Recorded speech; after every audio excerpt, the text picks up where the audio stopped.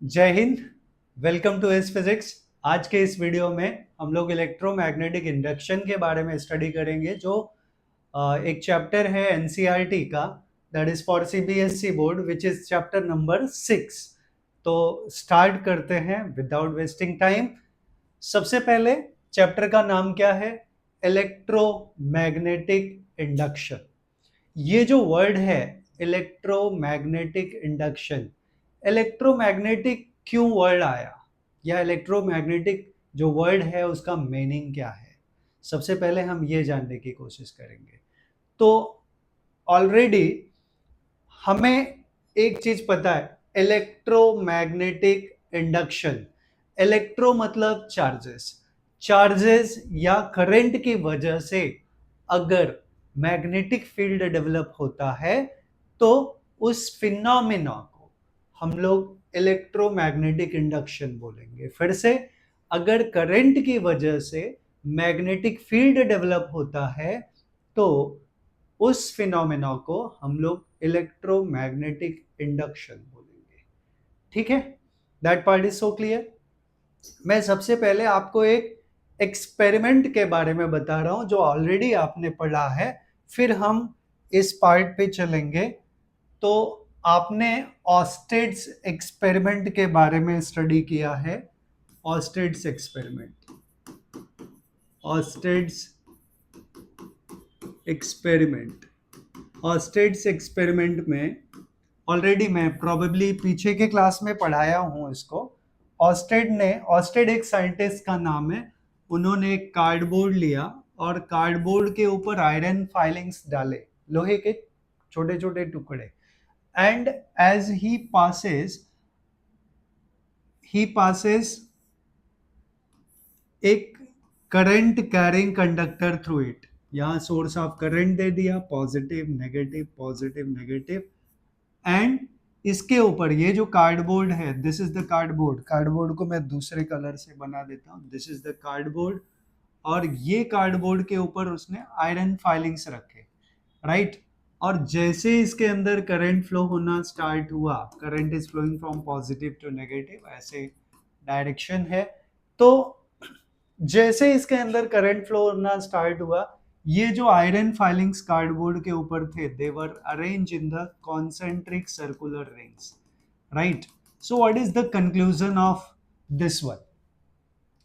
Conclusion of Oersted's experiment. तो conclusion क्या हो सकता है? आप जरा सोचिए कि आयरन फाइलिंग्स, लोहे के टुकड़े, वो अरेंज हुए in the form of concentric circular rings, right. Iron filings कैसे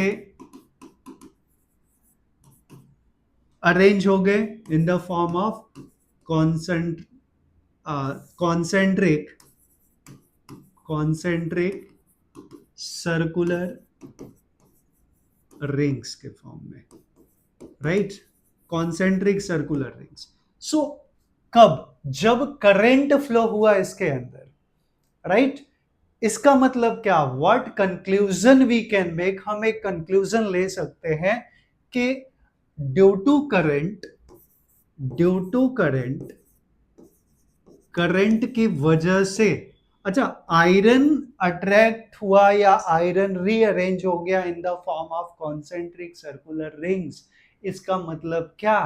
कि iron is affected by the magnet, right. Yes, iron को मैग्नेट अट्रैक्ट करता, हम ऐसे भी बोल सकते हैं। तो ये अरेंज हो गया इन the form of concentric circular rings. इसका मतलब ये हुआ कि ड्यू टू करंट यहां पे मैग्नेटिक फील्ड डेवलप हुआ, right. Due to current magnetic field, magnetic field induces, ये वर्ड भी आप लोग याद रखिएगा। इंड्यूसेस हम लोग लिख रहे हैं, डेवलप नहीं लिख रहा हूं। आप डेवलप भी बोल सकते हैं, बट इंड्यूसेस लिख रहा हूं।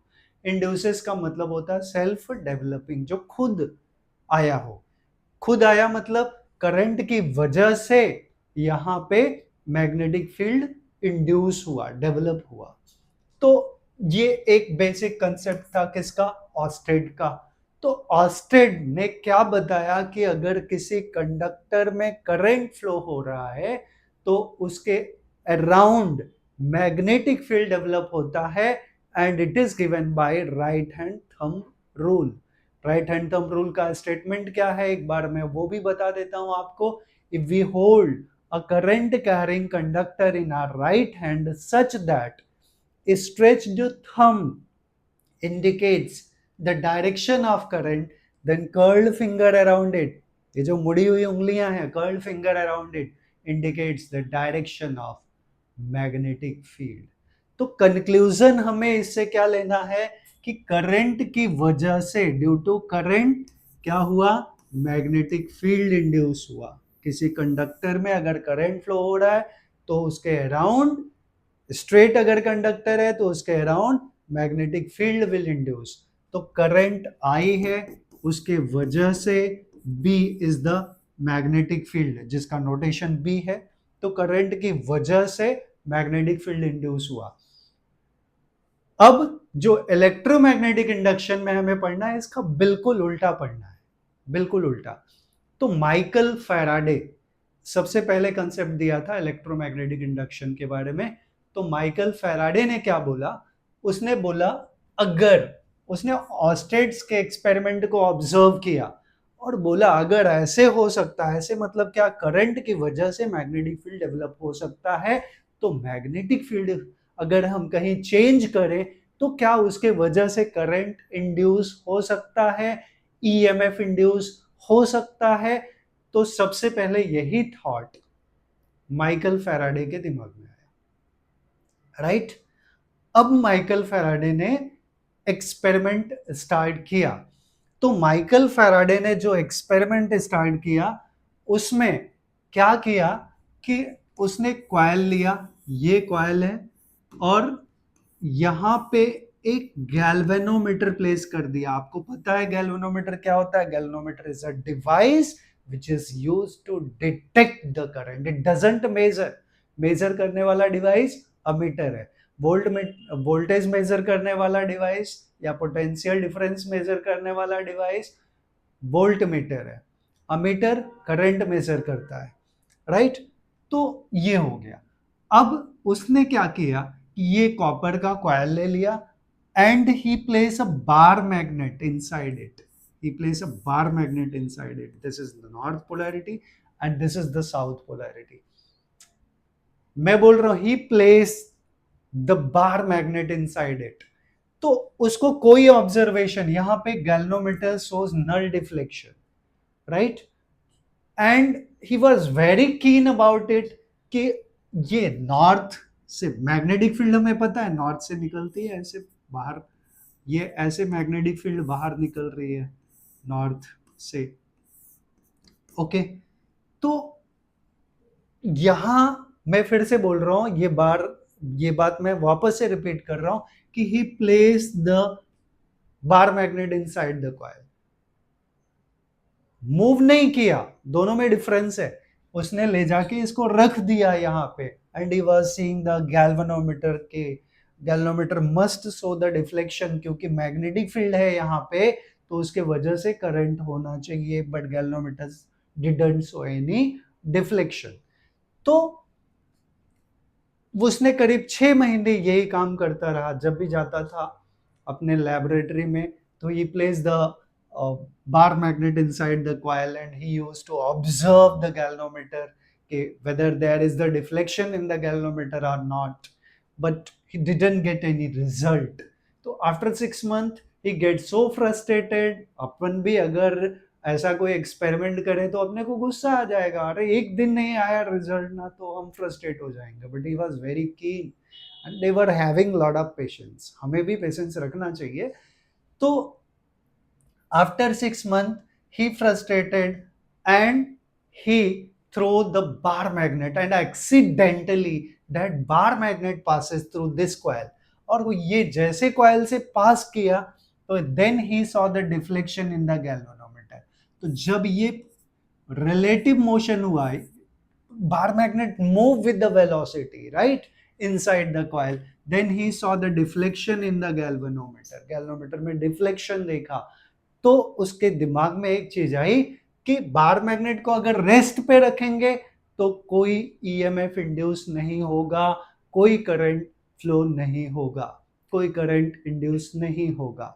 और if there is the relative motion, if there is the motion of the magnet inside the coil and vice versa, मैं दोनों बोल रहा हूं, तो उसकी वजह से क्या होगा, ईएमएफ इंड्यूस होगा कॉइल में।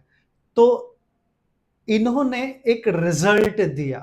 रिजल्ट क्या दिया कि if there is the relative motion between coil and magnet, हम यहां देख रहे हैं कि कॉइल रेस्ट पे है and magnet is moving, right. दूसरा हो सकता है कि हम दो बार मैग्नेट फिक्स कर दें ऐसे with north and south polarity. अब यहां मैग्नेटिक फील्ड फिक्स हो गया और इसके अंदर हम क्या करें, एक क्वाइल ले लेते हैं ऐसा rectangular coil with the armature, right, और it having N number of turns. इसी को हम डायनमो बोलते हैं। क्या बोलते हैं?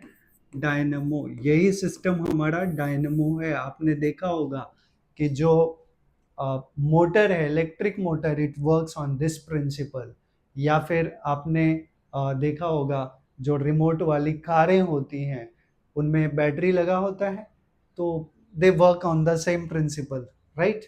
यस, बैटरी वाला अलग केस हो गया कि करंट हम फ्लो कर रहे हैं तो टॉर्क डिपेंड हुआ, बट यही चीज होता है उसके अंदर। तो जब हम इसको रोटेट कर दें, इसको कॉइल को, इसको आर्मेचर बोलते हैं, this is the armature, whole system is called dynamo, और ये आर्मेचर है, जो कॉइल है ना, दैट इज कॉल्ड आर्मेचर। तो आर्मेचर जब ये रोटेट होगा यूनिफॉर्म मैग्नेटिक फील्ड के बीच में, तो यहां आपने क्या देखा कि coil was fixed, magnet was moving, and here magnet is fixed, coil is moving, coil is rotating inside that one। तो इसीलिए मैं एक टर्म यूज कर रहा हूं, if there is the relative motion between coil and magnet, then EMF is induced in the coil। Coil में क्या होता है? ईएमएफ इंड्यूस होता है, और ईएमएफ इंड्यूस होना मतलब करंट इंड्यूस होना। मैं फिर से एक वर्ड क्लियर करना चाहता हूं, मैंने ऑलरेडी बताया, इंड्यूस मतलब सेल्फ डेवलपिंग। यहां आप देखोगे तो कोई सोर्स करंट का नहीं है, बट जैसे ही ये मूव कर रहा है तो क्या हो रहा है? गैल्वेनोमीटर सोर्स डिफ्लेक्शन, इसका मतलब करंट प्रोड्यूस हुआ, सेल्फ डेवलप हुआ, खुद जनरेट हुआ, कोई सोर्स उसका नहीं है। सो हम लोग क्या वर्ड यूज करते हैं? इंड्यूस, मतलब सेल्फ डेवलपिंग, राइट। तो ये बेसिक कंसेप्ट है। तो ये फैराडे का ऑब्जर्वेशन है। किसका?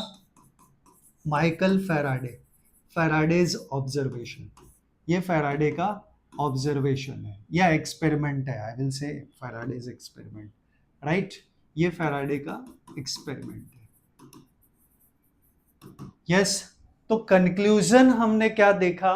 यही, as there is the relative motion between coil that induces electric current or EMF between coil and magnet, I will say, and magnet, right? Yes, यही हमारा फैराडेज फर्स्ट लॉ भी है। यहां जो डायग्राम है उसको आप जरा ध्यान से देखिए, ये कॉइल है, वही वाला डायग्राम है, यहाँ पे कॉइल है, और अच्छा ये दूसरा केस हो गया, ये दूसरा केस हो गया कि एक कॉइल के पास हमने दूसरा कॉइल रखा, इसके बारे में भी हम डिस्कशन करेंगे। एक्चुअली हम ये बात कर रहे हैं, yes, this one, experiment of the Faraday's. It shows that it is the relative responsible for generation या इंडक्शन, इंड्यूस से इंडक्शन बना है, of electric current in the coil. हमने क्या बताया था? If there is the relative motion between coil and magnet, then EMF is induce in the coil. तो यही चीजें यहां पे लिखी हुई है, दैट इज वेरी सिंपल। तो ये लॉज में हम लोग देखेंगे, राइट। तो आई होप आपको ये दोनों चीजें समझ में आई कि यहाँ कॉइल रेस्ट पे है एंड मैग्नेट इज मूविंग, तो इनके बीच में रिलेटिव मोशन हुआ। ये मैग्नेटिक फील्ड ऐसे नॉर्थ से निकल रही है, कॉइल से जैसे पास कर रही है, तो क्या हो रहा है? इनका फ्लक्स चेंज हो रहा है। अब हम फ्लक्स के बारे में भी आगे बात करेंगे। तो इफ कंक्लूजन पे ध्यान देना है, if there is the relative motion between coil and magnet, then EMF is induced in the coil or current is induced in the coil, right? ये इलेक्ट्रोमैग्नेटिक इंडक्शन का बेसिक कंसेप्ट हो गया। अब यही चीजें पूरे लेक्चर में, पूरे हर जगह हम लोग यही यूज करेंगे। अब हम लोग सबसे पहले डिस्कशन करते हैं अबाउट, अच्छा इसके बारे में, ये डायग्राम के बारे में हम बाद में बात करेंगे। ये म्यूचुअल इंडक्शन का कंसेप्ट है कि अगर आप इस डायग्राम को ध्यान से देखो तो दो कॉइल है, ये कॉइल है जो जिसमें हम करंट का सोर्स रख रहे हैं, पोटेंशियल डिफरेंस V है इसका, या EMF ही है, इसके वजह से इसमें फ्लक्स लिंक होगा। एंड यहां दूसरा जो कॉइल है ये इसके पास रखा है, that is not directly physically connected, but यहां पे भी EMF इंड्यूस होगा, और ये जो इंड्यूस हो रहा है इसी को हम म्यूचुअल इंडक्शन बोलते हैं। अब म्यूचुअल इंडक्शन का सबसे बेसिक एग्जांपल है कि जैसे वायरलेस चार्जिंग के बारे में आपने पढ़ा है कि जो हाई एंड मोबाइल्स हैं उनमें वायरलेस चार्जिंग का सपोर्ट होता है। तो वायरलेस चार्जिंग का सपोर्ट मतलब क्या है कि एक कॉइल है जिसमें करंट हम प्लग इन करते हैं, और ये हमारा मोबाइल में दूसरा एक कॉइल होता है, और मोबाइल वाला कॉइल इस कॉइल के पास में जब चला जाता है तो ड्यू टू म्यूचुअल इंडक्शन इसमें भी EMF इंड्यूस होता है और फिर उसकी चार्जिंग स्टार्ट हो जाती है। तो ये इसका बेसिक कंसेप्ट है that you have to remember. आगे हम इसके बारे में पढ़ेंगे नेक्स्ट वीडियो में, that will be self induction and mutual induction. Okay, तो आई होप ये एंटायर कंसेप्ट आपको समझा है। अब यही चीजें हम रिटन फॉर्म में देखें तो पहले एक बात करेंगे मैग्नेटिक फ्लक्स की। तो फ्लक्स क्या होता है, सिर्फ फ्लक्स के बारे में बात करें तो फ्लक्स क्या है। अब फ्लक्स को समझना बहुत आसान है। मैं अगर बात करूं कि हमने एक झाड़ू देखा है आप लोगों ने, झाड़ू स्टिक वाला जिसमें सीक निकला होता है ना ढेर सारा, तो झाड़ू को अगर हम ऐसे पकड़ते हैं ऐसे, ठीक है, तो इसमें से ब्रूम स्टिक्स, ये हमारा एरिया ऑफ क्रॉस सेक्शन हो गया, जैसे हमने पकड़ा है वो एरिया ऑफ क्रॉस सेक्शन हो गया, और उसमें से कितने ब्रूम स्टिक्स निकले हुए कैसे हैं, वो normal to the broom sticks ऐसे निकलेंगे ना, तो ये एरिया ऑफ क्रॉस सेक्शन ऐसा है, इसके ऐसे, तो number of broomsticks passing normally through the given cross sectional area will be called as झाड़ू का फ्लक्स, राइट। तो ये झाड़ू का फ्लक्स हो गया। पेन का फ्लक्स ऐसे हम बोल सकते हैं कि किसी पेन का जो कंटेनर है, लाइक एक ग्लास में हमने पेन भर दिया पूरा, तो ग्लास का जो क्रॉस सेक्शनल एरिया होगा वहां से पेन ऐसा निकला होगा, तो number of pens passing normally through the given cross sectional area will be called as pen का फ्लक्स। तो ये फ्लक्स का एक कंसेप्ट है। तो ऐसे ही आप बेसिकली ऐसे पार्ट देख लो कि ये कोई कॉइल है जिसका एरिया ऑफ क्रॉस सेक्शन ऐसा है, राइट। अब यहां हमने एक बार मैग्नेट रखा है ऐसे with the north polarity and south polarity, तो मैग्नेटिक फील्ड ऐसे निकलेगा, ऐसे निकलेगा, ऐसे निकलेगा, ऐसे निकलेगा, like this way, this way, this way, this way, understood. अब यहीं से हम फ्लक्स डिफाइन कर लें तो फ्लक्स क्या होगा। अब जैसे इसमें अलग अलग कॉइल हैं, तो हम इस कॉइल की बात करें, ये पहला कॉइल है, coil 1, coil 2, coil 3, coil 5, right. तो मैं ये बोलूं कॉइल 1 से कितने इलेक्ट्रिक फील्ड लाइंस पास हो रही है नॉर्मली, तो as you can count it 6 है, तो इसका फ्लक्स 6 होगा, 6 विल बी फ्लक्स। इसका फ्लक्स 1 2 3 4 5, इसका फ्लक्स 5 है, इसका फ्लक्स 1 2 3 4 है, इसका फ्लक्स 4 है, और इसका फ्लक्स 1 2, तो इसका फ्लक्स 2 है। In general what is the flux now, flux क्या है। अगर हम मैग्नेटिक फ्लक्स की बात करें तो ये मैग्नेटिक फील्ड लाइंस है ना, तो नंबर ऑफ, ध्यान से देखिएगा, नंबर ऑफ, यही तो हमने काउंट किया 1 2 3 4, तो नंबर है, number of magnetic field lines passing normally through the given cross sectional area is called magnetic flux. What is magnetic flux? Number of magnetic field lines passing normally through the given cross-sectional area. That is called magnetic flux. तो magnetic flux को हम किससे represent करते हैं? Flux को in fact कोई भी flux है, इलेक्ट्रिक फ्लक्स है तो फाई ई, मैग्नेटिक फ्लक्स है तो phi B for magnetic field, and it is defined as number of magnetic field lines passing normally through the given cross sectional area. ये इसका definition हो गया and formula is B dot D A, right. B क्या है? Magnetic field. DA क्या है? Area. तो हम इसको सीधा सीधा लिख सकते हैं. अगर टोटल मैग्नेटिक फ्लक्स की बात करें तो phi B will be B dot A, because जब हम इंटीग्रेट करेंगे डीए को तो पूरा एरिया हमें क्या मिलेगा? ए मिलेगा, and it will be B A cos theta. ये हमारा मैग्नेटिक फ्लक्स हो गया. और मान लो अगर कॉइल में n नंबर ऑफ टर्न्स है तो for n number of turns,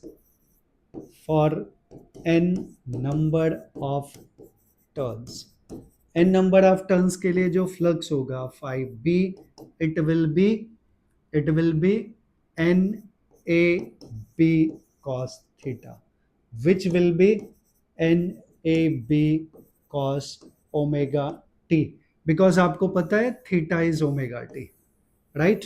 तो ये इसके फार्मूलाज हो गए. आई होप आप लोगों को डेफिनेशन पार्ट समझ में आया. तो डेफिनेशन पार्ट इसका क्या हो गया? डेफिनेशन मैग्नेटिक फ्लक्स का, it is defined as the number of magnetic field lines passing normally through the given cross-sectional area. And formula हमने बता दिया. यूनिट क्या होगा फ्लक्स का? It is weber.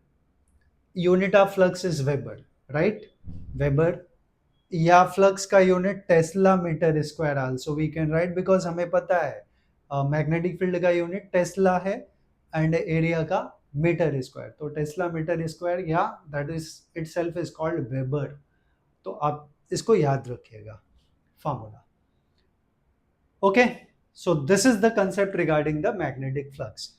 अच्छा, यहाँ पे एक चीज देखें कि अगर हम मैग्नेट को मूव करेंगे तो मैग्नेटिक फील्ड लाइंस भी चेंज होंगी, तो फ्लक्स भी चेंज होगा और उसी वजह से ईएमएफ इंड्यूस होता है. तो हम अपने दिमाग में एक चीज बिठा सकते हैं कि जो ईएमएफ इंड्यूस होगा कॉइल में due to relative motion between coil and magnet, वो किसके ऊपर डिपेंड करेगा? It will depend on the change in magnetic flux and change in time. तो simply rate of change of magnetic flux, वो आगे हम देखते हैं. तो चलेंगे नेक्स्ट पॉइंट पे. आई होप आप लोगों को सब कुछ समझ में आ रहा है. So next is Faraday's law of induction. तो हमने ऑलरेडी बता दिया है फैराडेज लॉ. मैं एक बार पहले फिर से बता देता हूं कि ये हमारा कॉइल है, राइट. ये कॉइल है एंड हमने यहाँ गैल्वेनोमीटर कनेक्ट कर दिया विच ओके. और यहाँ पे हमने प्लेस कर दिया एक bar magnet, right. And if there is the relative motion, I am telling you कि ये नॉर्थ पोलैरिटी, ये साउथ है, and if there is the relative motion between coil and magnet, means here magnet is moving with velocity v in the coil. तो there is the relative motion between coil and magnet और उसकी वजह से EMF induce होता है. This is the first law. So what is the first law? कि EMF क्यों induce होता है? That is the Faraday's first law. And once again I will tell you कि फिजिक्स जो है ना, ये पूरा ऑब्जर्वेशन बेस्ड सब्जेक्ट है और बहुत प्रैक्टिकल है. तो अगर आप ऑब्जर्वेशन बहुत अच्छे से एनालाइज करना सीख जाएंगे तो physics will be very easy for us. बहुत आसान हो जाता है हमारे लिए physics. Because as we know the definition of physics is the branch of science in which we study about nature and natural phenomena. तो हमारे सराउंडिंग में जो कुछ चीजें हैं, whatever is happening around us, that is the natural phenomena. और जो कुछ है हमारे आसपास वो हमारा नेचर है, तो उसी का तो स्टडी करना है। मतलब हम जो चीजें देखते हैं उसी के बारे में अगर ऑब्जर्वेशन करना स्टार्ट कर दें तो दैट इज द फिजिक्स। बहुत आसान हो जाता है अंडरस्टैंडिंग। ओके, तो हमने क्या बताया कि फैराडे ने किसका उल्टा सोचा, एकदम बिगनिंग में बताया कौन सा एक्सपेरिमेंट था। तो आप यहाँ से ऑस्टेड्स एक्सपेरिमेंट का नाम ले सकते हैं कि ऑस्टेड्स एक्सपेरिमेंट में क्या बताया गया कि अगर किसी कंडक्टर से करंट फ्लो होता है तो उसके वजह से मैग्नेटिक फील्ड डेवलप होता है, और उसी का उल्टा अगर हम मैग्नेटिक फील्ड चेंज करें तो उसके वजह से क्या होगा, ईएमएफ इंड्यूस होगा। That we have to study, और वही चीजें यहाँ पे हमारे लिए अप्लीकेबल होती हैं, राइट। तो हम देखें यहाँ पे एक ऑब्जर्वेशन के दो लॉज हैं। तो पहले में यही बताया कि अगर रिलेटिव मोशन है बिटवीन कॉइल एंड मैग्नेट तो उसके वजह से ईएमएफ इंड्यूस होगा, ये हमारा फर्स्ट लॉ है, राइट। अब सेकेंड लॉ है कि कितना ईएमएफ इंड्यूस होगा, that is the second law. कितना ईएमएफ इंड्यूस होगा, that is the second law, right. तो फर्स्ट लॉ है whenever the number of magnetic field lines of forces passing through a circuit changes and EMF is produced in the circuit called induced EMF. The induced EMF persists only as long as there is the change or cutting of the flux. मैंने क्या बोला, if there is the simple way, दूसरा part हम लिख सकते हैं which is the meaning of this one, कि if there is relative motion between, जो ऑब्जर्वेशन है simple way, if there is the relative motion between coil and magnet then EMF is induced in the coil. Then EMF is induced in the coil. आप सीधा सीधा इसको लिख सकते हो, this is the first statement, first law. अब second आता है कि कितना ईएमएफ इंड्यूस हुआ, that will B second law, right. और कौन से फैक्टर के ऊपर डिपेंड करेगा, तो हम लोग अब चलेंगे सेकेंड लॉ के ऊपर। तो आई होप फर्स्ट लॉ आप लोगों को समझ में आया। अब सीधा सीधा बोलो कि what is the first law, कि if there is the relative motion between coil and magnet then EMF is induced in the coil. This is the first law. Second law, अब हम लोग सेकेंड लॉ के बारे में बात करें। तो सेकेंड लॉ क्या है, हमने ऑलरेडी बताया। अब आप एक एक्सपेरिमेंट के जरिए, वापस ऑब्जर्वेशन के जरिए इसको समझने की कोशिश करिए कि हमने एक कॉइल ले लिया, this is any coil. Already diagram हमने ड्रॉ किया था, वही डायग्राम हम यहाँ पे भी, और यहाँ पे गैल्वेनोमीटर है, ठीक है, this is the galvanometer and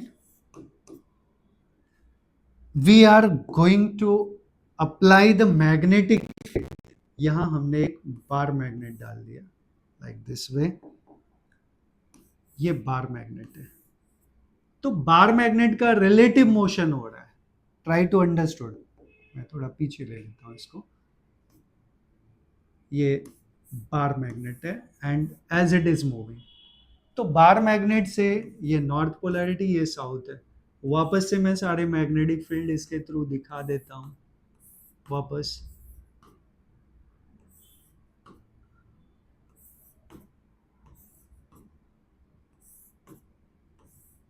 okay, तो एज यू कैन सी, अगर मैं दो कॉइल लेता हूं, एक ये कॉइल लेता हूं और एक ये कॉइल लेता हूं, तो ऑलरेडी हमने मैग्नेटिक फ्लक्स के बारे में पढ़ा है, यहां तो एरिया सबका सेम है, but number of magnetic field lines इस कॉइल के अंदर, coil 1, coil 2, coil 3, as it will move, तो क्या होगा, इनके बीच में magnetic field lines will change ना, और यही change in magnetic field lines per unit time, इसके वजह से ईएमएफ इंड्यूस हुआ। और जो ईएमएफ इंड्यूस हुआ, ईएमएफ जो इंड्यूस हुआ, ये डिपेंड करेगा किसके ऊपर? Change in flux. फिर से फ्लक्स क्या है? Number of magnetic field lines passing normally through the given cross sectional area. तो यहां क्या हो रहा है? अगर रिलेटिव मोशन हो रहा है तो फ्लक्स चेंज हो रहा है, right? So it is directly proportional to change in magnetic flux. Actually EMF induced in the coil, EMF को E से represent करते हैं, is directly proportional to the rate of change of magnetic flux. Magnetic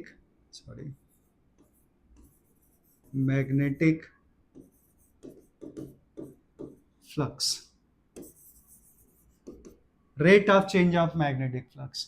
of course change तो हो रहा है ना flux का। यहाँ फ्लक्स φ1 है, यहाँ फ्लक्स φ2 है, तो φ1 टू φ2 जाने के लिए भी तो एक टाइम लगा, दैट इज dt। और जितना आराम से कॉइल जाएगा फ्लक्स का चेंज उतना कम होगा, और जितना रैपिडली मूव करेगा उतना ज्यादा होगा, तो ईएमएफ उतना ज्यादा इंड्यूस होगा। तो EMF induced in the coil is directly proportional to change in flux, rate of change in magnetic flux, तो change in flux upon time, change in flux upon change in time, change in time। तो change in flux हमारा क्या है? I will say कि मान लो यहाँ का φ2 ये φ1, तो इट इज φ2 माइनस φ1 अपॉन टाइम कितना लगा? dt, right? तो हम इसको लिख सकते हैं दैट इज डी मतलब चेंज बाय dt। तो EMF is directly proportional to d phi by dt, right? Overall हमें क्या मिल गया है? EMF is directly proportional to d phi by dt। And as will remove proportionality sign, यहाँ पे negative sign आएगा तो it will be minus d phi by dt। ये हमारा फैराडेज सेकंड लॉ है। तो फैराडेज सेकंड लॉ का statement यही है, if there is the relative motion between coil and magnet then EMF induced in the coil is directly proportional to the rate of change of magnetic flux, right? This is the second law. और अगर इसमें n number of turns आ गए, क्या आ गए? n number of turns, तो हमें क्या मिलेगा? It will be n d phi by dt। मैं आगे बता देता हूं, for n number of turns के लिए EMF will be minus n d phi by dt। ये हमारा फैराडे सेकंड लॉ।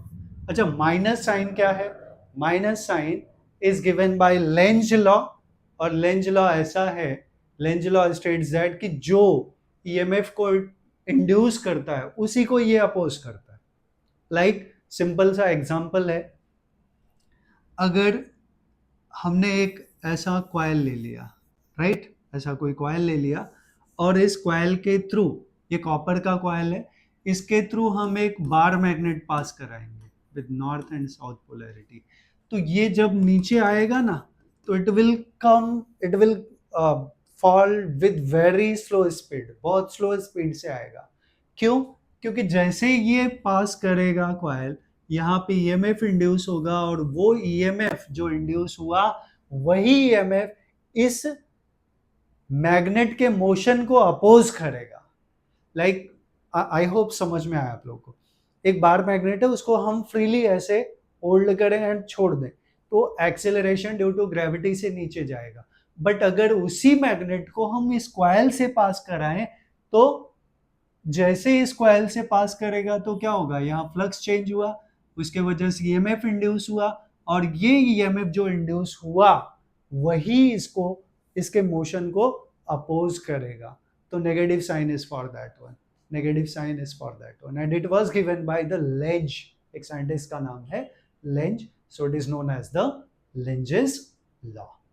ठीक है, तो आई होप आपको ये फैराडे सेकंड लॉ समझ में आया। अभी इसमें मैं करंट, चार्ज और पावर की बात करूं। करंट, चार्ज एंड पावर, तीन टर्म्स हमें चाहिए। करंट चाहिए, चार्ज चाहिए एंड पावर। ठीक है, ये in terms of this one, EMF के टर्म में। तो हमें पता है, मैं अगर पहला पार्ट लूं कि फॉर करंट, करंट के लिए फॉर्मूला क्या हो जाएगा, तो हमें मालूम है according to Ohm's law E is equals to I R. तो हमें अगर क्या चाहिए, I चाहिए करंट, तो it will be E by R. But E क्या है हमारा, minus N D by D T, so it will be minus N D five by D T by R. और मैग्नीट्यूड में लिखना है, मैग्नीट्यूड में, तो in magnitude, in magnitude I will be n d phi by dt by r। ये current हो गया। अब देखें दूसरा, अगर हमें चार्ज चाहिए, चार्ज सेकेंड वन, चार्ज चाहिए, तो हमें पता है चार्ज क्यू होता है and Q is I T. तो यहां हमने करंट निकाला है, क्या निकाला है, करंट। आई चाहिए, टी चाहिए, तो डी टी। तो since D Q will be, यहाँ वेरिएबल टाइम है, तो D Q will be I into D T. So I क्या है हमारा, हम ऑलरेडी निकाल चुके हैं, इन मैग्नीट्यूड वाला टर्म मैं ले लेता हूँ, तो I is N by R D five by D T into D T, right. ये तो पूरा आई हो गया ना, दिस इज आई का टर्म, इंटू डी टी, तो D T cancel, so D Q will be n by R into D phi, right. And अगर q चाहिए, तो it will be integration of D Q which will be integration of n by R into D phi, right. ये हमारा charge का concept हो गया, right. अब एक और टर्म है, यहां हमें पावर निकालना है, तो पावर के लिए क्या कंसेप्ट है, third I can say about the power. तो हमें पता है power is work done upon time, work done upon, sorry, power is work done upon time, right. और वर्क डन क्या है, वर्क डन आई कैन से यहाँ पे वर्क डन, ईएमएफ के टर्म में वर्क डन हमें क्या पता है, हमें पता है सिंस पोटेंशियल जो होता है V is W by Q, right, yes. तो हमें क्या चाहिए, पावर चाहिए, तो V is W by Q, तो W क्या होगा, E इंटू क्यू, और W जो होगा वो E इंटू क्यू हो जाएगा अपॉन T। तो E का वैल्यू जो ऑलरेडी है D five by D T, N D five by D T, वहां पे हम सब्सटीट्यूट कर सकते हैं and that we can write, ठीक है। तो वैसे हम फार्मूला इसका सब्सटीट्यूट करके निकाल सकते हैं, ओके। हालांकि मैंने यहाँ पे फार्मूला लिख दिया है, पावर का एक और फार्मूला है वी स्क्वायर बाई आर, तो वी का टर्म हमें ऑलरेडी पता है, in that format also we can write. तो आप लोग यहाँ से इसको कॉपी कर लेना, और मैं इस पूरे पार्ट का जो पीडीएफ है वो वीडियो के डिस्क्रिप्शन में मैं ऐड करूँगा, तो आप वहाँ से डाउनलोड कर सकते हो, ठीक है। अभी थोड़ा टाइम पहले हम लोग लेंज लॉ के बारे में बात कर रहे थे, लेंजेस लॉ, और मैंने एक एक्सपेरिमेंट आपको बताया था कि अगर हमने एक कॉपर का कॉइल लिया और उसके थ्रू मैग्नेट पास कराएंगे तो क्या करेगा वो, slowly it will come down. Slowly क्यों आएगा, बिकॉज इट अपोजेस, ठीक है। जो ईएमएफ इंड्यूस हो रहा है कॉइल में due to relative motion between coil and magnet, वही इसके मोशन को अपोज करता है, यस। तो क्यों अपोज करता है उसी के बारे में लेंज ने बताया है। तो एज यू कैन सी वही सेम चीज लिखा भी हुआ है, according to this law the direction of induced EMF or current in a circuit is such as to oppose the cause that produces it। जो इसको प्रोड्यूस करता है उसी के कॉज को ये अपोज करता है। This law is based upon the law of conservation of energy. यहाँ पे हमने क्या किया है, हमने थोड़ी सी चीजें यहाँ पे एक्सप्लेन की है। अब आप ये याद रखिएगा, अगर हम ऑब्जर्वर हैं, वी आर द ऑब्जर्वर, और ये कॉइल है, सामने एक कॉइल है, मैं ऐसे बताऊं, सामने एक कॉइल है और हम ऑब्जर्वर हैं, और एक बार मैग्नेट उस कॉइल के अंदर ऐसे जा रहा है, राइट, और नॉर्थ पोल अगर उसका अंदर जा रहा है, नॉर्थ पोल, ये नॉर्थ पोल है बार मैग्नेट का, it is moving inside that one. तो यहाँ करंट का जो डायरेक्शन है इस कॉइल में वो कैसा होगा, it will B anti clockwise. तो एंटी क्लॉकवाइज अगर डायरेक्शन है किसी कॉइल में, अब ये आप अपने दिमाग में बिठा लीजिएगा, ये ऑब्जर्वेशन बेस्ड है, हम ये नहीं बोल सकते कि सर यही क्यों आया, ऑब्जर्वेशन है। तो एंटी क्लॉकवाइज है तो ये खुद किसका काम करेगा, नॉर्थ पोलैरिटी का काम करेगा, राइट, क्योंकि ड्यू टू ईएमएफ जो इसमें इंड्यूस हुआ उसके वजह से करंट आया, और करंट का डायरेक्शन क्या है, एंटी क्लॉकवाइज। एंटी क्लॉकवाइज अगर करंट फ्लो हो रहा है किसी कॉइल में तो उसके अंदर जो मैग्नेटिक फील्ड डेवलप हुआ वो नॉर्थ पोलैरिटी जैसा डेवलप होगा, तो it will behave as the north pole. फिर ये नॉर्थ और नॉर्थ पोल में क्या होगा, रिपल्सन होगा। तो जो करंट की वजह से इसमें मैग्नेटिक फील्ड प्रोड्यूस हुआ, वही मैग्नेटिक फील्ड इस बार मैग्नेट के मोशन को अपोज करता है, वही चीज यहां पे लिखा हुआ स्टेटमेंट में। तो आई होप आप लोगों को ये पार्ट अच्छे से समझ में आया है, right? This part is so clear to you? Okay, okay,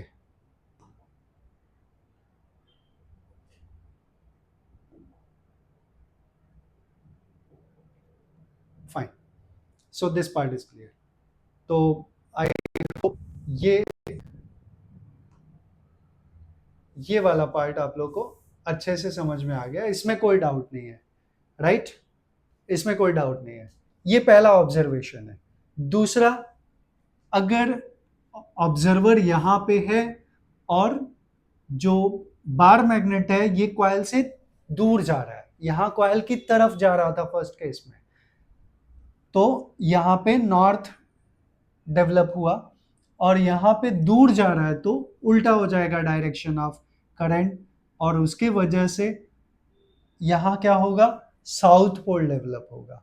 तो ये सेकंड केस हो गया। तीसरा है, अगर साउथ पोल अंदर जा रहा है तो यहां पे साउथ डेवलप होगा। आप ऐसे सिंपली याद रखो, बिकॉज इतने केसेस बाय हार्ट करना इट्स नॉट इजी।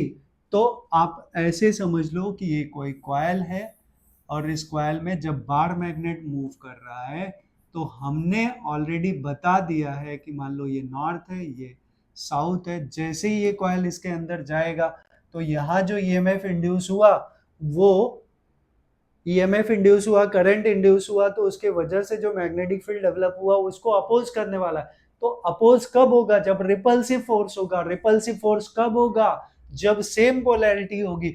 अगर ये नॉर्थ है तो यहाँ पे भी नॉर्थ डेवलप हो जाएगा, राइट? और नॉर्थ नॉर्थ में क्या हो जाएगा, रिपल्सन हो जाएगा, इसीलिए उसके मोशन को अपोज करता है। तो एक ही केस याद रखना, बाकी सब उल्टे हैं, कि जब नॉर्थ अंदर जा रहा है तो यहाँ पे कॉइल की तरफ नॉर्थ डेवलप हो गया, और नॉर्थ डेवलप हुआ तो रिपल्सन होगा, कॉमन सी बात है। यहाँ एंटी क्लॉकवाइज डायरेक्शन है और रिपल्सिव फोर्स होगा, फोर्स रिपल्सिव होगा, राइट? तो हम ऐसे याद रखें।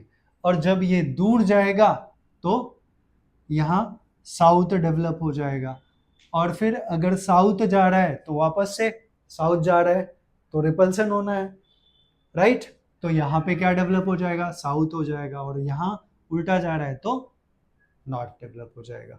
तो ये बहुत इंपॉर्टेंट कंसेप्ट है, बिकॉज इस पे बहुत से क्वेश्चंस बनते हैं और आप लोग को बिल्कुल समझ में नहीं आता, इसमें आप ब्लैंक हो जाते हो कि डायरेक्शन हम क्या लिखें, पोलैरिटी हम क्या लिखें।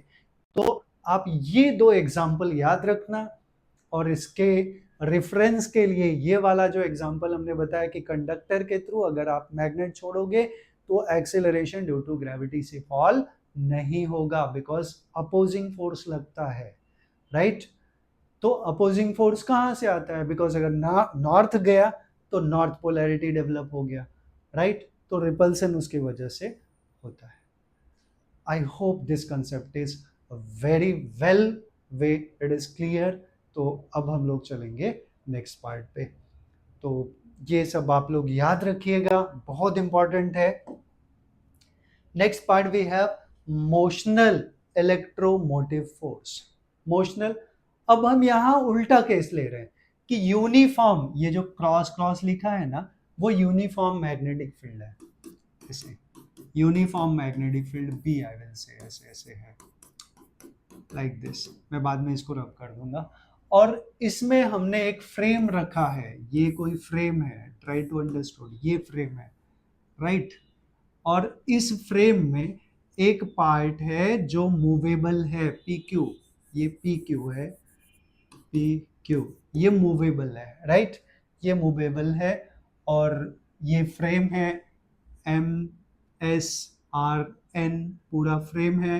इसमें एक पार्ट है पी क्यू, साइड है जिसका लेंथ एल है, इसका लेंथ क्या है, एल है, and it is movable, right. तो यूनिफॉर्म मैग्नेटिक फील्ड में हम एक कंडक्टर या फ्रेम, कंडक्टर का फ्रेम रखा है जिसका एक साइड मूव कर रहा है, और इसको जब हम मूव करेंगे तो उसके वजह से ईएमएफ डेवलप होगा, that is called motional EMF. उसी को हम क्या बोलते हैं, मोशनल ईएमएफ। तो हम मोशनल ईएमएफ के बारे में बात कर रहे हैं, और मोशनल ईएमएफ का वैल्यू क्या होगा, कैसे निकालेंगे, वही पार्ट है। तो हम थोड़ा सा यहाँ पे जो अभी एक्सप्लेन किया उसके बारे में लिख दूं कि एक यूनिफॉर्म मैग्नेटिक फील्ड है, उसमें हमने एक फ्रेम रखा है, और एक फ्रेम का जो साइड है P Q, that is movable, उसका लेंथ एल है, and that is moving in the uniform magnetic field with velocity v। तो आई होप ये कंसेप्ट आप लोगों को समझ में आया। वर्डिंग्स में लिखना रहे तो यही लिखेंगे, consider a frame M P S R Q N is placed in the uniform magnetic field whose one side PQ is movable or adjustable, and when it is moving and of length L which is moving with velocity v, right। ये term है। तो इतना part अगर आप बोलो तो मैं लिख दूं, या मैं ये गिवन पार्ट स्किप कर दूं कि जो हमें दिया है एक्सप्लेनेशन पार्ट स्किप कर दूं, डायरेक्टली लिखूं, तो इतना तो हमें लिखना पड़ेगा। और आप जरा सोचो कि जब ये पी क्यू मूव करके आर एस तक आता है, when side P Q, when side P Q जिसका लेंथ एल है is moving with velocity v and reaches to rs, right। तो क्या होगा आगे हम वही देखना है। तो यहां पे देख रहे हैं हम पी क्यू जो है उसका length P Q is equals to L दिया हुआ है, एंड आर क्यू जो डिस्टेंस है वो x ले लिया है, यहां से यहां तक का डिस्टेंस x ले लिया है। इन टाइम t, यहां मैं ऐड कर दूं इन टाइम t या dt ले ले, या नहीं लिखेंगे तो भी चलेगा, ऑब्वियस सी बात है।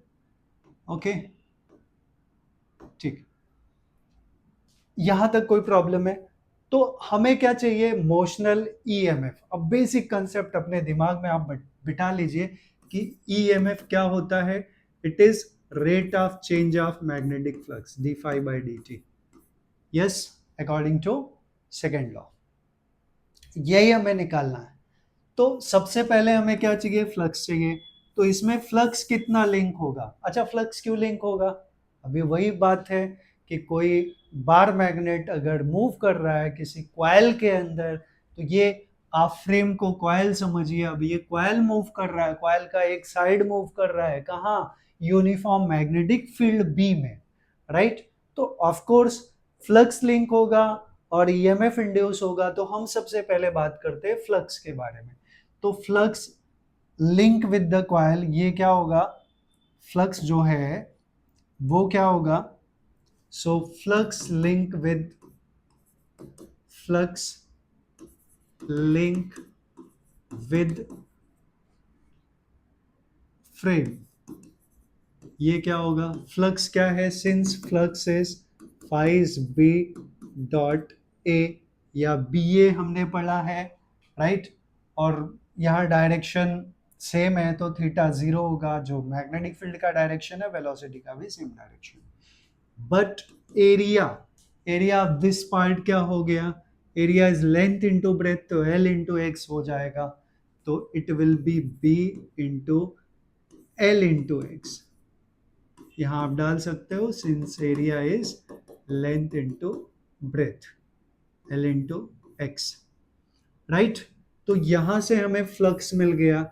अब हमें क्या चाहिए, हमें चाहिए मोशनल ईएमएफ, इलेक्ट्रोमोटिव फोर्स, तो ईएमएफ चाहिए।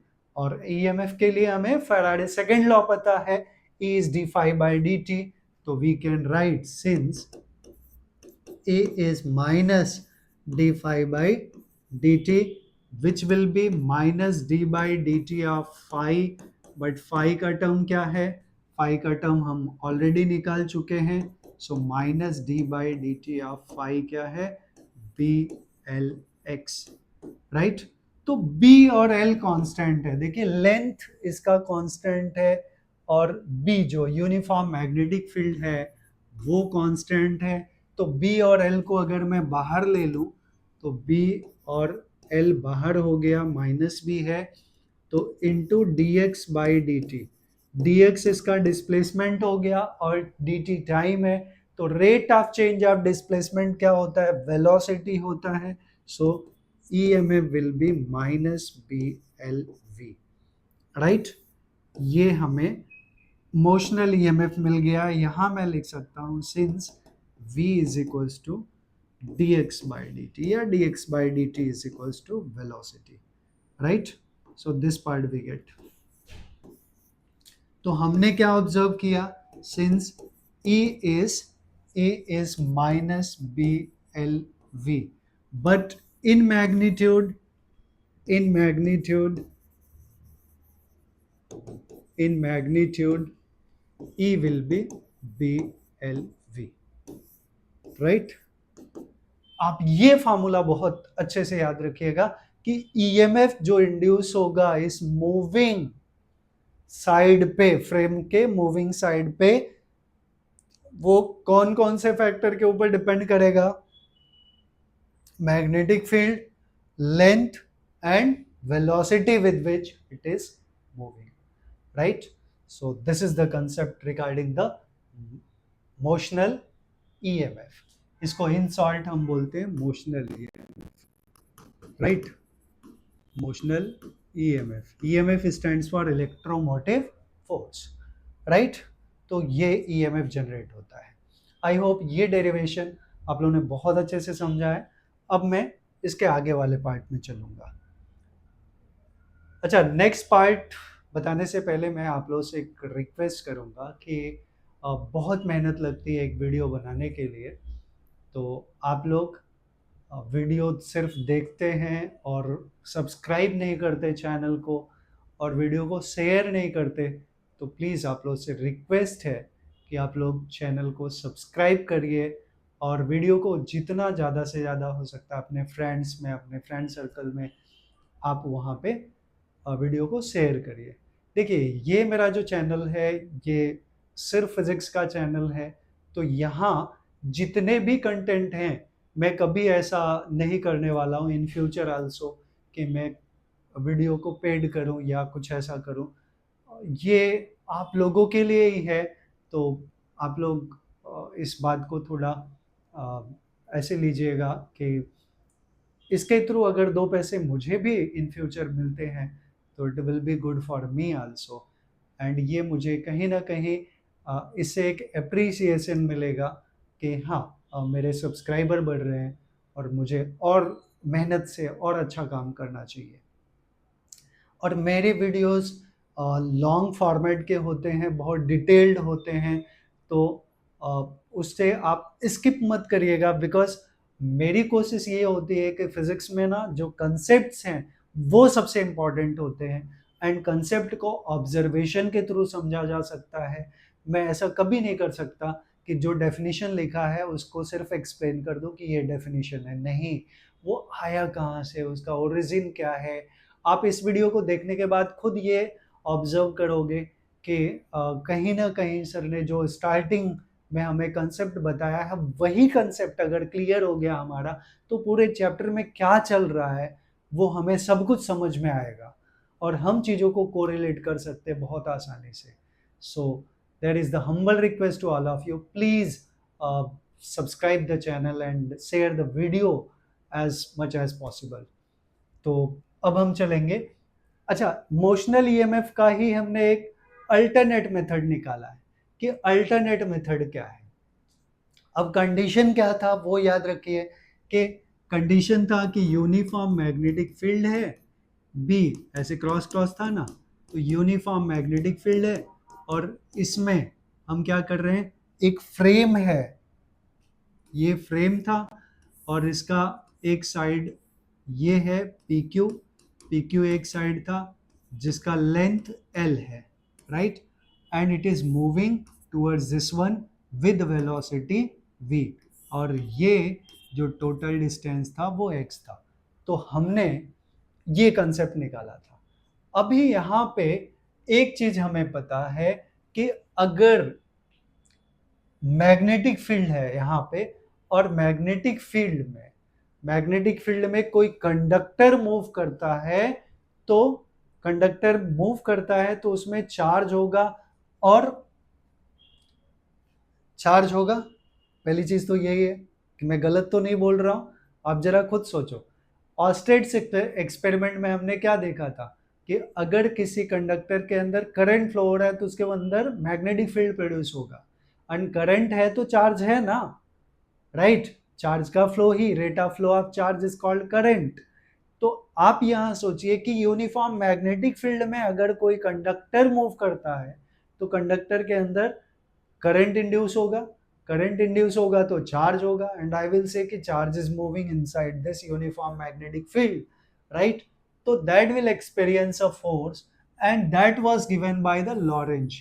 तो लॉरेंज फोर्स हमें पता है कि since Lorentz force F is Q V B sine theta होता है, बट आप देखोगे तो यहाँ थीटा 90 है क्योंकि यूनिफॉर्म मैग्नेटिक फील्ड ऐसे है और ये ऐसे मूव कर रहा है, राइट। तो angle is 90 and sine 90 is 1। तो ये हमारा लॉरेंज फोर्स है, लॉरेंज फोर्स ये हमने रख दिया। अब हमें क्या चाहिए, ईएमएफ चाहिए, EMF is to be calculate, ये ध्यान में रखना है। अब इसके लिए और क्या हम सोच सकते हैं कि ईएमएफ या पोटेंशियल डिफरेंस, हमने क्या पढ़ा, work done per unit charge, तो वर्क डन निकालना पड़ेगा। फोर्स हमें मिला है तो वर्क डन क्या होगा, so I can say work done during moving,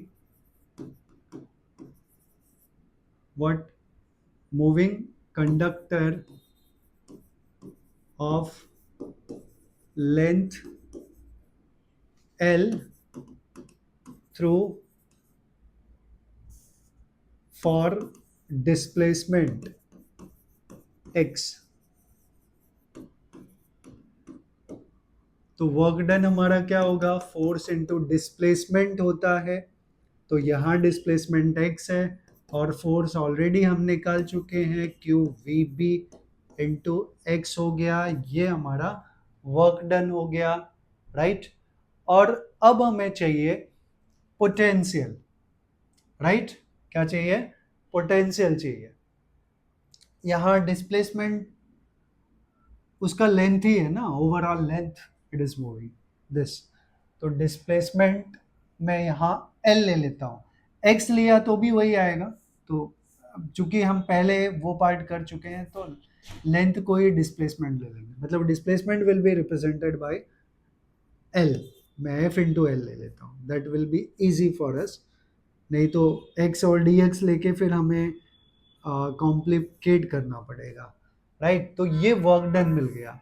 और since EMF induced in the coil जो होता है, सिंस ईएमएफ इज, क्या होता है ये, EMF is W by Q, work done per unit charge.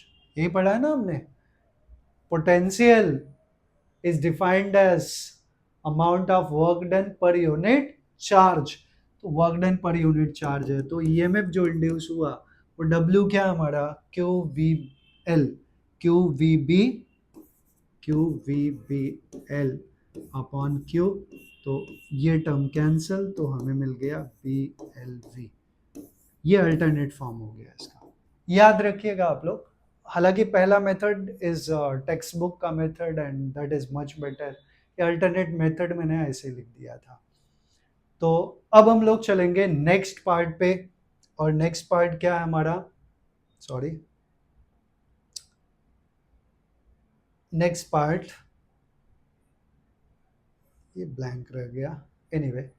Next part we have dynamic या motional electromagnetic induction due to translatory motion. Translatory motion, translational मतलब linear motion. अब यहाँ पे पूरा कॉइल नहीं है, एक कंडक्टर है, एक रॉड है जिसका length I can say L है, that is moving with velocity v। तो I can write about it, कुछ थोड़ा सा मैं लिख देता हूं कि consider a rod of length L is moving with velocity v in uniform magnetic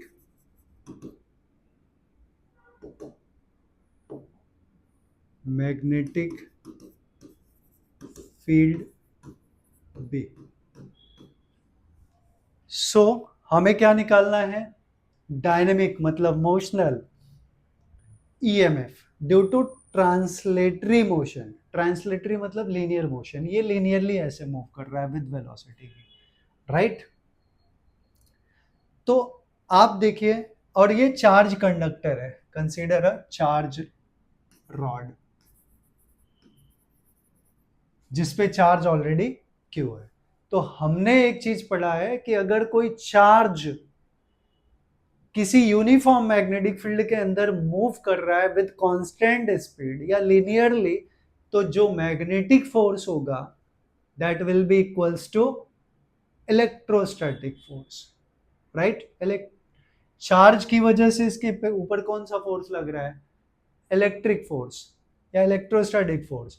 और यूनिफॉर्म मैग्नेटिक फील्ड में मूव कर रहा है तो मैग्नेटिक फोर्स। तो since it is moving with constant speed, तो इट इज एट इक्विलिब्रियम। तो आई विल से at equilibrium,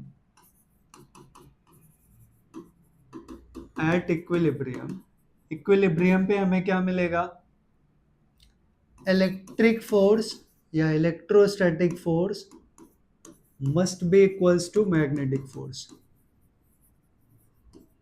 magnetic force, right। अच्छा, चार्ज्ड है तो उसका चार्ज भी होगा, तो इलेक्ट्रिक फोर्स क्या है। अब देखिए रॉड पे यहाँ हमने डाला है प्लस प्लस और यहाँ माइनस माइनस, तो इनके बीच में पॉजिटिव टू नेगेटिव एक इलेक्ट्रिक फील्ड भी आ गया, राइट। और ऑलरेडी हमने दो चीजें पढ़ी हैं कि since electric field is electrostatic force acting per unit charge, तो एफ हमें मिल गया इंटू ई, एक टर्म ये है। दूसरा, मैग्नेटिक फील्ड जो है वो magnetic force F M, magnetic force ये हमारा Q V B sine theta होता है, ये ऑलरेडी हमें पता है। तो दोनों, ये इलेक्ट्रिक फोर्स है, ये मैग्नेटिक फोर्स है, तो एट इक्विलिब्रियम इलेक्ट्रिक फोर्स को मैं लिख दूंगा Q E is equals to magnetic force is Q V B, right. तो क्यू क्यू कैंसिल हो गया, हमें मिला electric force is B into B. अच्छा, यहीं से एक और इंटरेस्टिंग चीज है, आप देखो वेलोसिटी आपने पढ़ा है v is e by B, right, yes. या आपने ऐसा पढ़ा है इलेक्ट्रोमैग्नेटिक वेव्स में, नहीं पढ़ा है तो पढ़ोगे कि जो स्पीड ऑफ लाइट है c, that is e by B, right. तो यहाँ स्पीड के जगह हमने c डाल दिया, हालांकि इसकी जरूरत नहीं थी, अब आ गया बीच में तो मैं बता रहा हूं आपको। तो ये टर्म है, बट हमें क्या चाहिए, मोशनल ईएमएफ, ईएमएफ चाहिए।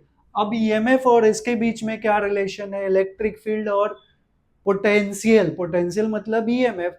तो ऑलरेडी हमें पता है, ऐसे हम देख लें तो इलेक्ट्रोस्टैटिक फोर्स का जो फार्मूला है ऑलरेडी हमने पढ़ा है, E is equals to 1/4πε0 Q by R square, और V का जो फार्मूला पढ़ा है 1/4πε0 क्यू बाई आर पढ़ा है। तो इन दोनों से हमें क्या रिलेशन मिलेगा, आप देखो, इसका एक आर अगर इधर चला है तो ये पोटेंशियल हो जाएगा, तो I can say E into R is equals to V. यहाँ 1 एंड 2 से हमें मिल जाएगा E into R is equals to we.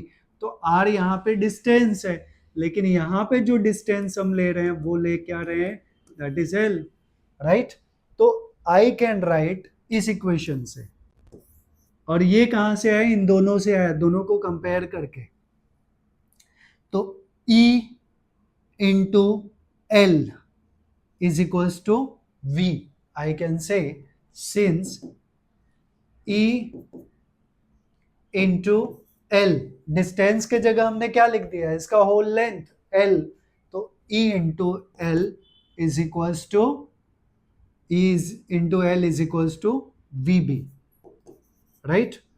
So E into L हमारा क्या होता है, एक मिनट कुछ तो गड़बड़ कर रहे हैं, E इज VB मिल गया हमें, E into L is E into L करना है, तो E का वैल्यू मैं यहां लिख देता हूं, since E into L is E, EMF है ये, अब V के जगह मैंने E डाल दिया, E इज EMF, बिकॉज हम लोग EMF के लिए E यूज कर रहे हैं, तो E डाल दिया, राइट, ये टर्म है। तो E का वैल्यू यहां डाल दें, तो E का वैल्यू क्या आ गया, from here V into B into L is E, right. तो ओवरऑल हमें क्या मिल गया, E is equals to B L V, यही मोशनल ईएमएफ है, राइट। मोशनल ईएमएफ है ट्रांसलेटरी मोशन, और डायनेमिक मोशन भी, डायनेमिक ईएमएफ, मोशनल ईएमएफ भी यही है, BLV, दैट वी गेट। तो आई होप ये भी पार्ट आप लोगों को समझ में आया। सो अब हम लोग चलेंगे नेक्स्ट पार्ट पे। नेक्स्ट वी हैव, यस, ये किया, हाँ, मोशनल EMF एक्चुअली चाहिए, electromagnetic induction EMF due to rotational motion, due to rotational motion. अब ये जो डायग्राम आपको दिख रहा है, इसको हम सिंपल वे, या इससे बेटर है मैं पहले नेक्स्ट वाला कर लेता हूं, बाद में इसको करता हूं, ठीक है। Motional EMF due to rotational motion, due to rotational motion.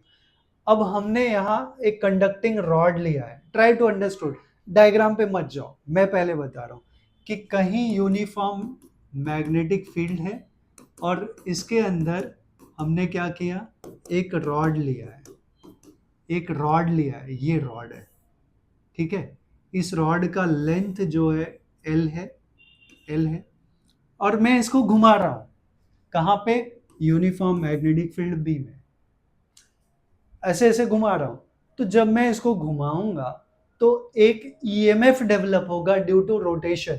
आप समझ लो कि ये पॉइंट फिक्स्ड है इसका, ये घूमेगा तो ऐसे ऐसे घूमेगा ना, सर्कुलर फॉर्म में, ऐसे ऐसे। तो इसका लेंथ एल है, तो इसके वजह से कितना ईएमएफ डेवलप होगा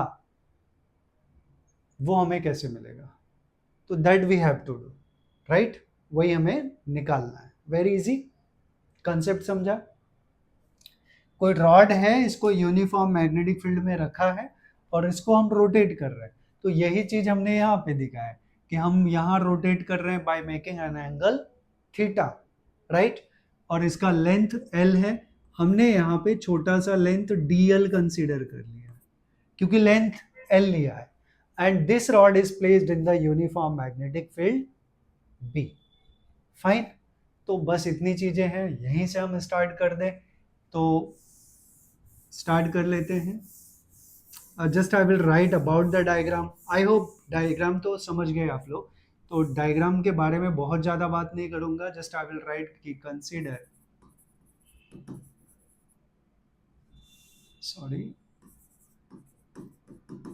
consider a rod of length L is rotating in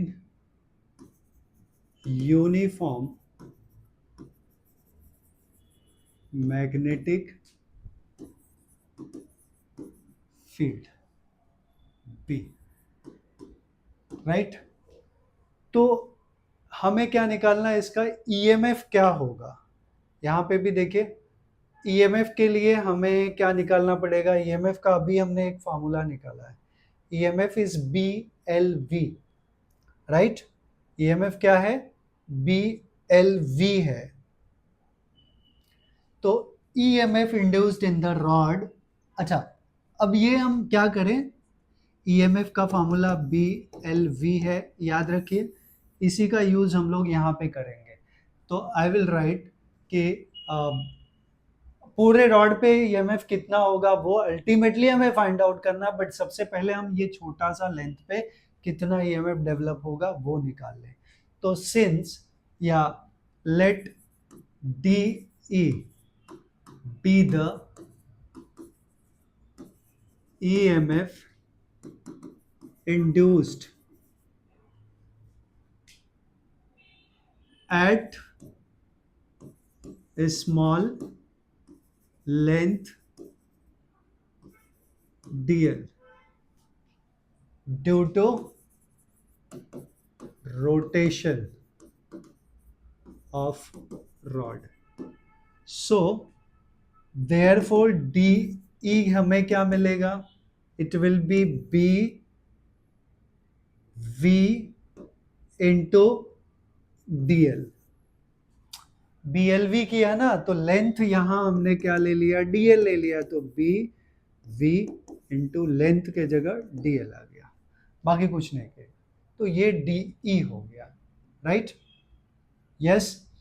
तो हमें चाहिए, अच्छा अब एक बेसिक कंसेप्ट पे आ जाए हम, जो ऑलरेडी 11th स्टैंडर्ड में रोटेशनल डायनेमिक्स में आपने पढ़ा है कि जब कोई बॉडी रोटेट करता है तो उसका लीनियर का term will be different for different different particles at different different positions, but angular का टर्म विल बी कांस्टेंट।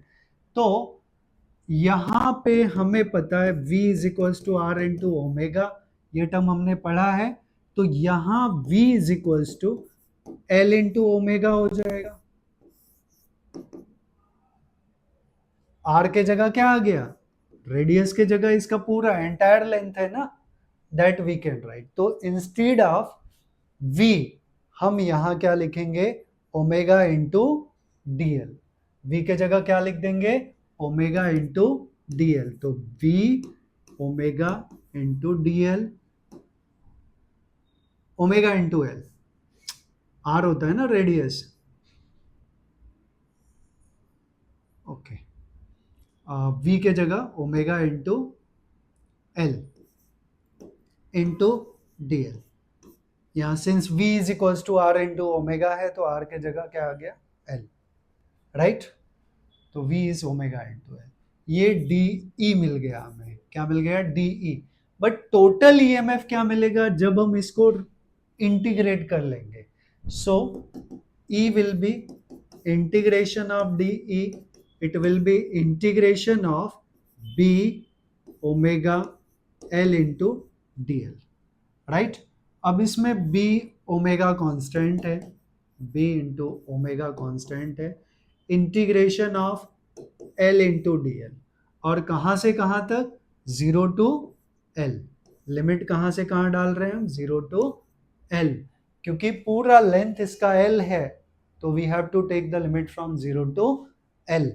सो अब ये टर्म क्या होगा, E will be B omega, B omega, और आपको पता है एल डी एल का इंटीग्रेशन क्या होगा, L square by two, because आपने ये पढ़ा है integration of X raise to N D X is X raise to N plus one upon N plus one.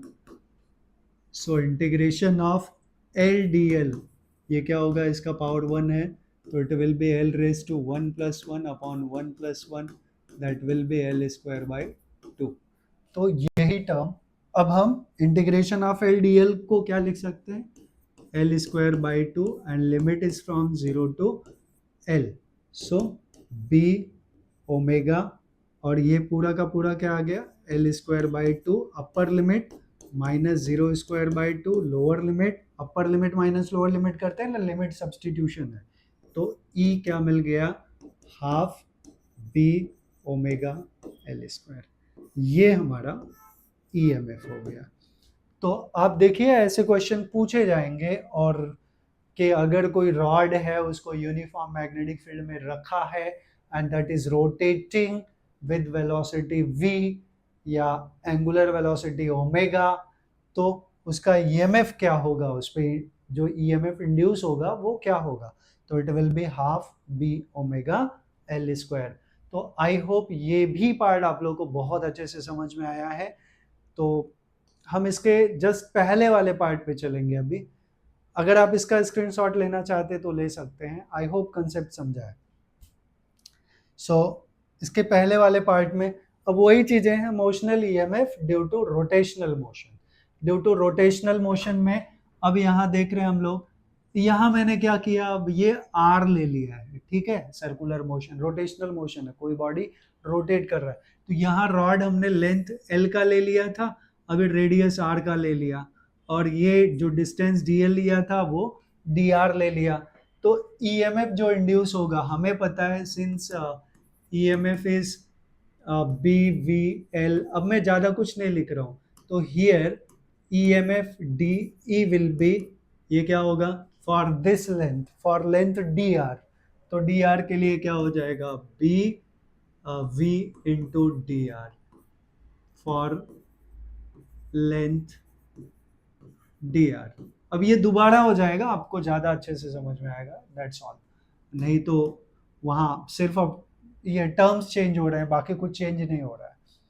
तो v के जगह हम क्या डाल दें, r इंटू ओमेगा डाल दें, तो v r into omega into D are, ये डी ई मिल गया। तो ईएमएफ जो एंटायर ईएमएफ होगा वो क्या होगा, it will be integration of D E from zero to capital R, क्योंकि पूरा रेडियस कितना है, zero to capital R, right. तो this we will integration from 0 to capital R of dE का value b r omega into D R, तो b omega constant हो गया, हम बाहर ले लेंगे, and integration from 0 to r of r into D R, और वापस से r इंटू डी आर का इंटीग्रेशन क्या होगा, r square by two, so b omega into r square by 2, but limit is from 0 to capital R। अब ये term क्या हो जाएगा, अब देखो EMF E will be, EMF E का टर्म क्या हो जाएगा, B ओमेगा कांस्टेंट है तो B ओमेगा, और limit R square by two minus zero square by two, upper limit minus lower limit, understood. एक बार कैपिटल स्मॉल आर के जगह कैपिटल आर और एक बार स्मॉल आर के जगह जीरो। तो ई एम एफ जो हमें मिला वो हमें मिला क्या, B omega into R square by two, जिसको हम रीअरेंज करके लिख सकते हैं half B omega into R square, right, या B omega R square by two also we can write. तो ये E M F due to rotating, due to rotational motion. So I hope ये भी concept आप लोगों को समझा है। अब हम लोग एक लास्ट पार्ट के बारे में डिस्कशन करेंगे, that is the energy consideration, a quantitative study, induced EMF in the coil. Induced EMF in the coil क्या है, induced EMF is also changing periodic, ठीक है, ऑलरेडी हमने क्या पढ़ा है, बस वही फार्मूला थोड़ा सा लिखना है। तो since E is d phi by dt, right, minus d phi by dt according to Lenz law, so it is minus d by dt of phi। क्या पढ़ा हमने, एकदम स्टार्टिंग में बताया था हमने phi, मैं यहाँ पे थोड़ा सा लिख देता हूँ, हमने पढ़ा था phi is b dot a, right, तो b dot a क्या होगा, b a cos theta, and for n number of turns phi will be n a b, n से मल्टीप्लाई कर दिया cos theta, but theta is omega T, यहाँ मैं लिख देता हूँ for n number of turns, n number of turns. तो theta क्या होता है, ओमेगा टी, तो ये हो गया n A B cos omega T, ये हमारा फाई आ गया। तो मैं फाई का डायरेक्ट ये वाला वैल्यू यहाँ पे यूज करता हूँ। तो फाई का वैल्यू क्या है, minus D by D T of phi, but phi is minus D by D T of phi, phi क्या निकाला हमने, N A B cos omega T. तो यहाँ एन ए बी कॉन्स्टेंट है, N A B minus B है, minus N A B constant है into derivative of D by D T of cos omega T. तो आपको पता है cos omega T का डेरिवेटिव क्या होता है, अब ये भी मैं अलग से लिख दूं कि D by D T of cos omega T, cos का डेरिवेटिव माइनस साइन होता है, तो minus sign omega T into D by D T of composite part is omega T, तो एक ओमेगा बाहर आएगा, तो it will be minus omega sine omega T. ये किसका डेरिवेटिव हो गया, कॉस ओमेगा टी का, ठीक है, ये पूरा मैथमेटिकल एक्सप्रेशन है। तो कॉस ओमेगा टी का डेरिवेटिव हमने क्या देखा, minus omega sine omega T. तो ये टर्म हमारा क्या हो गया, मैं एक ही लाइन में खत्म कर सकता हूँ, माइनस एन ए बी और ये part minus N A B, और इसका क्या हो गया, minus omega sine omega T. तो minus minus minus into minus plus हो गया, तो हमें मिल गया ये N A B omega sine omega T, right. ये किसका वैल्यू है, ई एम एफ का, और इसको हम पीक वैल्यू ले लेते हैं। तो मैं यहाँ कहीं लिख देता हूँ, जगह का थोड़ा सा शॉर्टेज है, यहीं पे ख़त्म करूँगा, let N A B omega is E naught. तो ये टर्म क्या हो गया, n is equals to, sorry, so this term also can be written as EMF, यहीं पे लिख देता हूँ। So therefore EMF will be, इतना पूरा पार्ट हमारा क्या हो गया, this entire part becomes E naught, peak value of current लिखते हैं इसको, तो E naught sine omega T. ये हम आगे के चैप्टर्स में पढ़ने वाले हैं, ये सब ठीक है, यस, आगे के चैप्टर्स में पढ़ेंगे। तो ये पूरा पार्ट हो गया हमारा induced EMF in the coil. तो induced EMF in the coil ultimately हमें क्या मिला, E is equals to E naught sine omega T. Induced current चाहिए, तो इंड्यूस्ड करंट I होता है, तो since I is V by R, right, अगर मान लेते हैं हम R रेसिस्टेंस है तो V by R, but V की जगह हम इंड्यूस्ड ईएमएफ ही लिखते हैं, तो E क्या है, E is E naught sine omega T by R. तो डायरेक्ट तो एक फार्मूला ये हो गया, और अगर ई नॉट के जगह हम ये वाला पार्ट लिखना चाहें तो ये हो जाएगा N A B omega by R into sine omega T. तो ये हमारा इंड्यूस्ड करंट का फॉर्मूला हो गया। अभी पावर की बात करें तो पावर सिंपली हमें पता है V square by R, which is I will not write V but I will write E square by R, क्योंकि ईएमएफ हमें पता है। तो since power is E square by R, but E क्या है, ई ये पार्ट है, तो I can write, sorry E हमारा क्या है, ये वाला पार्ट है, right. So this will be N A B omega sine omega T का square by R, right. R नीचे है, इसको थोड़ा नीचे दिखे तो अच्छा है, आर है, तो which can be written as N square A square B square, सबका square, omega square sine square omega T by R. ये हमारा पावर हो गया। या इसको हम ऐसे भी लिख सकते हैं, ये पूरा टर्म क्या है, E naught sine omega T, तो E naught square sine square omega T by R. This is the formula for power. तो आई होप एंटायर पार्ट आप लोगों ने समझा है।